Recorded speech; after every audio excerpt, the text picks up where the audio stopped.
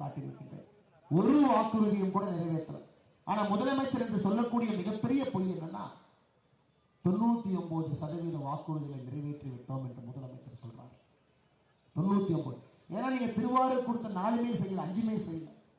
நானும் ஒரு சட்டமன்ற தொகுதியிலே வாக்குறுதியை படித்து விட்டு வருகின்றேன். எந்த சட்டமன்ற தொகுதியிலே நீங்க கொடுத்த எந்த வாக்குறுதி நிறைவேற்றல. அப்ப முதலமைச்சருக்கு நாங்கள் அன்பான அறிவுரையை திருவாரூர்ல இருந்து சொல்றோம். அண்ணே, இந்த வியாதிக்கு ஒரு மருந்து இருக்கு. இந்த பொய் சொல்ற வியாதிக்கு ஒரு மருந்து இருக்கு. என்னன்னா, நல்லா தூங்குனீங்கன்னா வாய் குளராது, வாயிலிருந்து பொய் வராது. 99% வாக்குறுதிகளை நிறைவேற்றவில்லை என்று சொல்வதை நிறைவேற்றி விட்டேன் என்று வாய் தவறி சொல்ல மாட்டேன். நல்லா தூங்கணும். ஏன்னா முதலமைச்சரே சொல்றாரு, திமுக காரங்க தூங்க விட மாட்டான். காலையில் எந்திரிச்சாவே யாரு என்ன பண்ணிருப்பீங்கன்னு ஒரே பயத்தில் எந்திரிக்கிறனால தூக்கமே வரமாட்டேன். அப்போ அவர் சொல்லும் பொழுது மேடையில் ஒரு அமைச்சர் கை கொட்டி சிரிச்சார். யாருன்னு தெரியுங்களா?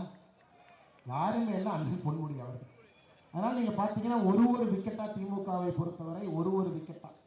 ஆப்கானிஸ்தான் டீம் கூட ஆஸ்திரேலியாவோட விளையாண்டா கடைசி ஓவர் வரைக்கும் எடுத்துட்டு போறாங்க. இது ஆப்கானிஸ்தான் டீமை விட மோசமாக இன்னைக்கு திமுகவுடைய ஆட்சியாளருடைய டீம் இருக்கு. வேகமாக ஒரு விக்கெட்டா போகுது. 2 விக்கெட் டவுன்.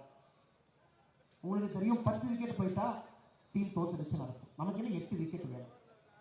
அடுத்த 3 இப்ப திமுக அடுத்து வர்ற பேட்ஸ்மேன் நீங்க விராட் கோலி, சச்சின் நினைச்சுக்காதீங்க. எல்லாரும் நைட் வாட்ச்மேன் தான் அடுத்து வர்றவங்க எல்லாம். இந்த KKSSR ராமச்சந்திரன் அவர்கள் ஆரம்பித்து நைட் வாட்ச்மேன் வரிசையா ஒரு 5 பேர் தயாராக இருக்கிறாங்க. அதனால் எனக்கு தெரிந்து 2024 தேர்தல் அல்லது அது முடிந்த பிறகு மிக விரைவில் 10 விக்கெட் திமுகவுக்கு போகத்தான் போதுங்க. இவர்கள் ஆட்சி கட்டலிலிருந்து அப்புறப்படுத்தத்தான் போகின்றார்கள். அதில் எந்த மாற்று கருத்தும் இல்லை. ஏன்னா மக்கள் முடிவு பண்ணிட்டு